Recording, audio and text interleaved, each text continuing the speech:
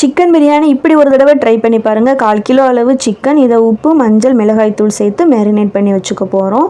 இப்போ பிரியாணி தாளிக்கிறதுக்கு ஸ்பைசஸ் வந்து எடுத்து வச்சுக்கலாம். 1/4 கிலோ அளவு சிக்கன்றதுனால நான் 1/4 கிலோ அளவு அரிசியில் செய்ய போகிறேன்.